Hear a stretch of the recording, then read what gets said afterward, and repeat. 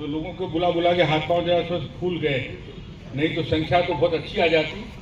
लेकिन अब चूँकि शादी ब्याह चल रहे हैं, कार्यक्रम भी करना है, और एक कार्यक्रम की जो महत्वपूर्ण कड़ी है वो अब आपके सामने माननीय पटवारी जी रखेंगे।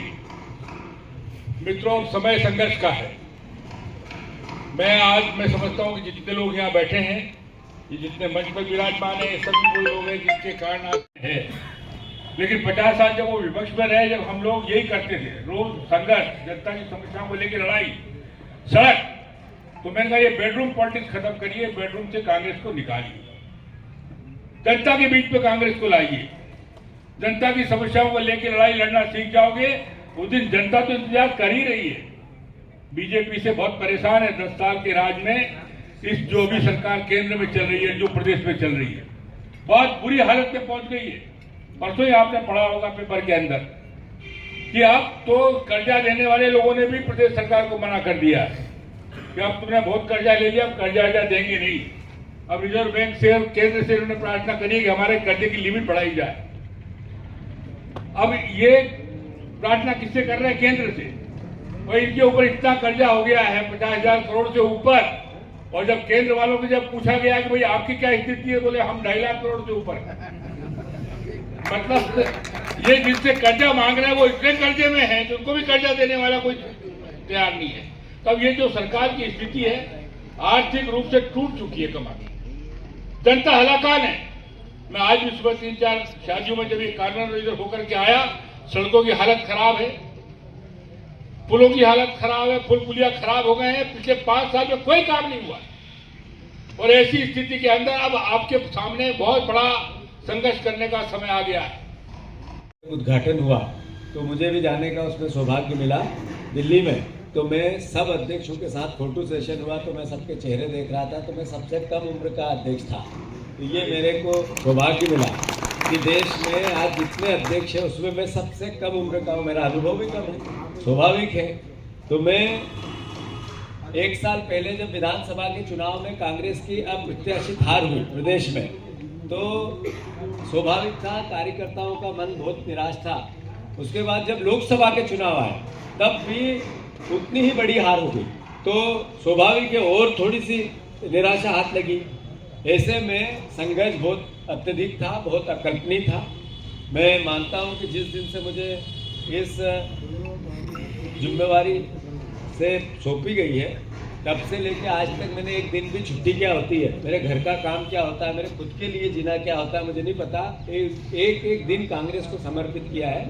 और मैं आप सबको और आप सबके सामने प्रतिज्ञा लेता हूं कि जब तक कांग्रेस की सरकार नहीं बनेगी इसी 5 साल में, तब तक एक दिन की भी छुट्टी भी नहीं लूंगा और तपस्या में कोई कमी भी नहीं आने दूंगा। ये मैं भरोसा दिलाता हूँ। 2 तो नहीं है, तो वो अपना काम करते रहते हैं। और काम करते क्या है? मोहल्ले पे होटले में बैठ के गांधी जी को पहले जिंदा थे, जब गोली मार दिया उनको रोज गाली देते हैं। सही है कि गलत? जब नफरत फैलाते, हिंदू मुसलमान की बातें करते रहते, जब बीजेपी के लोगों को कोई काम नहीं मिलता तो पाकिस्तान और अफगानिस्तान और क्या मालूम कहां की बातें लोगों को सुनाते रहते। तो ये बात वो सोशल मीडिया से भी करते हैं। तो कांग्रेस पार्टी का निचले स्तर पर वैचारिक रूप से एक संगठन कहां बने, तो पंचायत स्तर पर सबसे पहले बनना चाहिए। जो ब्लॉक अध्यक्ष है जो है वो डरने की जरूरत नहीं है। अच्छा काम किया तो आपको प्रमोट किया जाए, पर अगर कोई 45 साल की नर्सरी नए लोगों को अवसर कैसे मिले, पार्टी नई कैसे हो, इसका विचार भी करना पड़ेगा। इसके लिए पार्टी ने परिवर्तन की सोच रखी। सबसे बड़ी बात कि कांग्रेस पार्टी में जब तक काम का आकलन नहीं होता तब तक आप फिर जो जीतू पटवारी को अच्छे से पसंद करता है, जो जीतू पटवारी जिसको अच्छे से जानता है, ढंग का कहीं अवसर आया और धार से निकले बदनावर के पास कोई होटल में खाना खिला दिया या कोई मिठाई ले जाके बदनावर की अच्छी दे दी और ये अपना आदमी है यार इसका तो, और उसको जीतू पटवारी ने ओबलाइज कर दिया। अगर इस परिपाटी से नहीं निकलेंगे तो पार्टी मजबूत नहीं हो सकती। तो पार्टी को ताकतवर बनाने के लिए मोहल्लों में मोहल्ला कमेटियां बनानी जरूरी है। शहरी क्षेत्र वहां पार्टी की वर्किंग, हाँ बहुत कठिन काम भी हो सकता है पर बहुत सरल काम भी हो सकता है। इसके लिए पार्टी का एक विधानसभा में एक सबसे बड़ा जो नेता है कमलनाथ जी से लेके नीचे तक 230 लोगों का चयन किया जा रहा है या कर लिया गया है। अभी 2 महीने बाद मार्च में उसका एक पूरे प्रदेश का अधिवेशन होगा और ये जो मैंने आपसे बात की, इस ऐसे कार्यक्रम को लॉन्च किया जाए और उसके बाद 2 महीने तक 60 दिन तक लगातार केवल संगठन को बनाने की बात, कोई दूसरी बात नहीं करें। एनएसयूआई, यूथ कांग्रेस, महिला कांग्रेस, सेवादल, एसटी, एससी, हमारे माइनॉरिटी के आईटी सेल का गठन पंचायत में कैसे हो, इसके लिए पूरा प्रोग्राम बनाया गया है। ये बात मैं हर विधानसभा में, अभी मैं पिछले 8 दिन में करीब 30 विधानसभा में हो लिया। 30 विधानसभा के सारे परिवार के लोगों को मैं ये बात जरूर बताता हूँ कि आपको मानसिक रूप से तैयार रहना है, मानसिक रूप से बदलाव के लिए तैयार रहना है। तीसरी बात, ये 2 बताई ब्लॉक अध्यक्ष, जिला अध्यक्ष और निचली इकाई का, ये जो ग्रुपिज्म का कैंसर है पार्टी में, ये कैंसर है, या तो इसको मिटाना पड़ेगा या मरना पड़ेगा।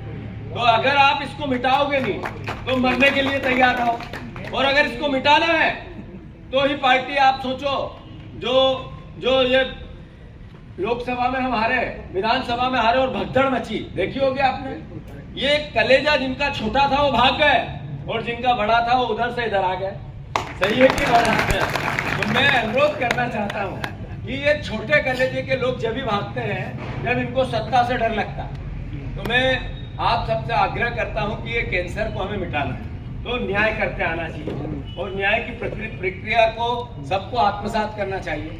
ये वैचारिक की तो लड़ाई है जो राहुल गांधी जी आ रहे हैं, ये वैचारिक की लड़ाई है जो खड़गे जी, प्रियंका जी आ रही, पूरी कांग्रेस, पूरी CWC मऊ आ रही है। अरे बाबा साहब अम्बेडकर को ये कहना, उनका अपमान करना, उनकी मजाक उड़ाना, ये कोई अयानाश काम नहीं हुआ है, अपने आप मुंह से नहीं निकला है, ये सोची समझी साजिश के तहत हुआ। पहले मैंने कहा गांधी जी को गोली मारी, जीते जी, और फिर पूरी जिंदगी से गालियां दे रहे हैं। अभी मोदी जी के 500 भाषणों को सुनोगे तो 250 भाषणों में नेहरू जी को और इंदिरा जी को कोसते हुए मिलेंगे। उस नेहरू जी को जिन्होंने 12 साल तक अंदर जेलों की सलाखों में रहे। अभी भागवत जी ने जो कहा कि देश तो अभी पिछले साल 2024 में आजाद हुआ, ये बात क्या है? ये बात उस जो जलियांवाला बाग में जिन्होंने गोलियां खाई, शहीद हो गए, उनका अपमान है या नहीं? जो 1857 से 1947 तक लड़ते लड़ते शहीद हो गए और उन्होंने कहा कि आज निकल देश आजाद होगा, पता ही नहीं कब होगा, और वो शहादत देते रहे, उन लोगों का अपमान है नहीं है? तो ये भारतीय जनता पार्टी की सोची समझी साजिश के तहत अंबेडकर जी का अपमान है। आप देखो कि अंबेडकर जी और संविधान की बात अब की बार 400 पार, तो 2, 4, 5, 7, 10, 15, 20 नेता निकले अलग अलग जगह, सांसद निकले, महासचिव निकले, बड़े नेता निकले। इसलिए चाहिए कि संविधान बदलना। अरे कोई देश, कोई संस्था, कोई व्यवस्था बिना विधान और बिना संविधान से नहीं चल सकती है। भारतीय जनता पार्टी संविधान के पीछे पड़ी। अरे इस देश में जब सती प्रथा होती थी, ये बात बहुत गंभीर है, ध्यान से सुन। पहले तो सती प्रथा यानी एक महिला का एक तरह से अग्नि में दाह होना, जिंदा महिला का, ये अपने आप में एक तरह का उस दौर में जो विरोध करने वाले लोग थे, राजा राम मोहन राय इसकी प्रथा के विरोध में आए थे, तो अल्टीमेटली एक विचार के लोग थे, वो अपर कास्ट के लोग थे जिन्होंने इसकी विरोध की। और धीरे धीरे इसके पक्ष में भी बहुत लोग वो बखान करते थे, गाथाएं गाते थे, गीत गाते थे, कथाएं लिखते थे और महिला कहते थे और क्या पति के साथ ईश्वर को प्राप्त हो गई जिंदा, उसका अलग तरीके से बखान करते थे। ये विरोध करने वाले लोग कांग्रेसी थे और पक्ष लेने वाले यही है जो आज एक समुदाय के खिलाफ नफरत फैलाते। ये उससे अलग नहीं है, याद रखो इस बात को। ये वही लोग हैं जो छुआछूत का समर्थन करते थे, और जो छुआछूत का विरोध करते थे महात्मा गांधी के साथ, वो कांग्रेसी थे, कांग्रेस के विचार के लोग थे। तो इस वैचारिक लड़ाई से भी आप सबको मानसिक रूप से तैयार रहना है। ये बार बार भारतीय जनता पार्टी एक द्वंद में पड़ी है। ये ग्रुप के कैंसर को जब तक हम मिटाएंगे नहीं, तब तक इस बीजेपी की जड़ों को हम मिटा नहीं सकते। तो मेरा आप सबसे आग्रह है, आप सब आमंत्रित हैं, मैं निमंत्रण देने खुद आया हूं।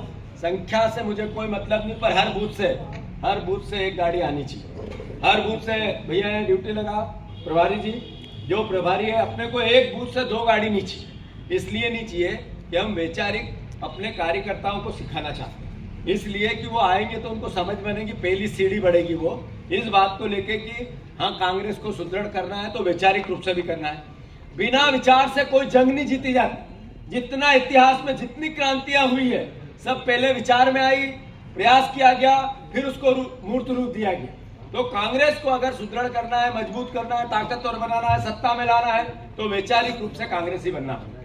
हमारी पार्टी है जो भगवान राम, कृष्ण, पैगंबर, गुरु नानक देव जी, हमारे महावीर, गौतम बुद्ध, अंबेडकर, ये सब ने एक ही बात की, मानवता की रक्षा की, प्रेम की, प्यार की, मोहब्बत। तो कांग्रेस भी वही बात करती है, संविधान में भी वही बात। तो मैं आप सबसे अनुरोध करता हूं, उसकी रक्षा हम सबको करनी है। राहुल जी आ रहे हैं, बदनावर से सब परिवार के लोग आएंगे तो पार्टी को ताकत मिलेगी। पहले के जमाने में अब सर गिन के पाई जाती, तो संख्या की ताकत का भी एक महत्व है। तो कृपया करके बढ़ाओ, अगर परिवर्तन लाना है तो। अगर परिवर्तन नहीं लाना है और बैठना है और बात करना है कि बीजेपी ये अच्छी, उसमें ये अच्छा, हम में भी अच्छा हो सकता है, पर प्रयास सबका चाहिए। एक अकेला व्यक्ति नहीं कर सकता, एक कुछ व्यक्ति नहीं कर सकता। तो आप सब एक एक गाड़ी, एक एक बूथ से लेके आएंगे तो कृपा होगी आप सबकी। मैं आप सबको खूब साधुवाद देता हूँ, धन्यवाद। शादी कितनी भी हो, मेरी भी भैया, मेरे माता जी ने मेरी पूरी ज़िंदगी में एक ही फोन किया मुझे कि मेरे मायके में मेरे भाई की बेटी की शादी, तो आ जाना कल। तो मैंने कोशिश भी की, आखिर माँ का आदेश तो माँ का होता है, पर मैं नहीं जा पाया। तो इतना ध्यान रखना है कि शादी भी हो तो छोड़ देना, पर पार्टी को ताकत देने के लिए आपके सहयोग